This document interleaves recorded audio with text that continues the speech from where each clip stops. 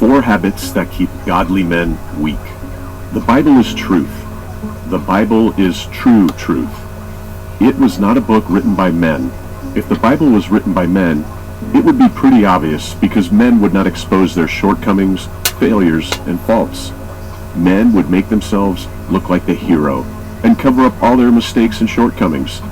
However, the Bible is God-breathed, and it is written for our understanding. Being a godly man requires conscious and deliberate actions. It is a lifelong process. The truth is that there are habits that are detrimental to living a godly life. I was watching a mixed martial arts fighter prepare for a fight, and when preparing for this fight, he goes through a 12-week training camp.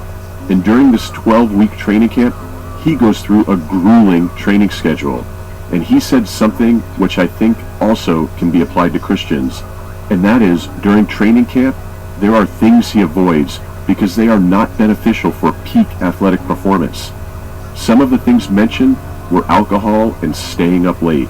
The same principles can be used for us Christians.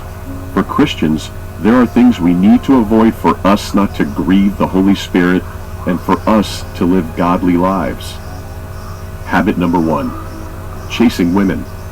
One of the subtle ways the devil hunts for godly men is to tempt them with women. He knows there is usually a natural force of attraction between a man and a woman. So the devil wants to leverage that natural attraction and make godly men fall into the sin of fornication and adultery.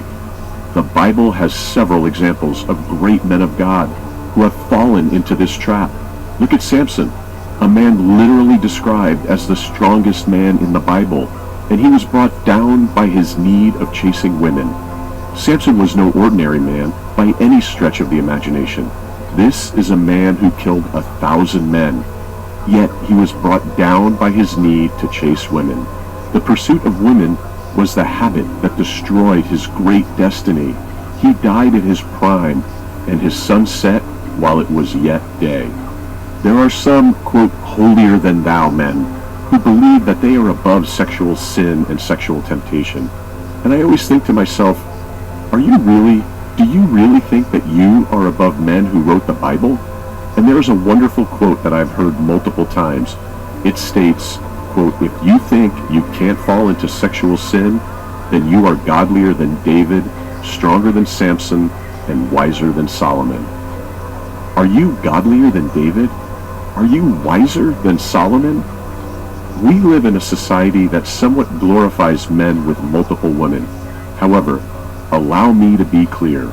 No good can come from you chasing a woman who is not your wife. God does not bless affairs. God doesn't care if you're mad and angry. He wants you to talk to him either way.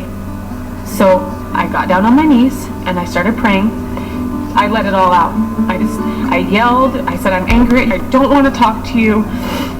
And I felt some sort of peace from that, which was like, okay, if I felt peace yelling at God in my prayers, that must mean that he's happy I'm talking to him. He's happy to hear from me. We don't just pray when things are going good. We're supposed to pray when things are hard. We're supposed to pray when we don't want to.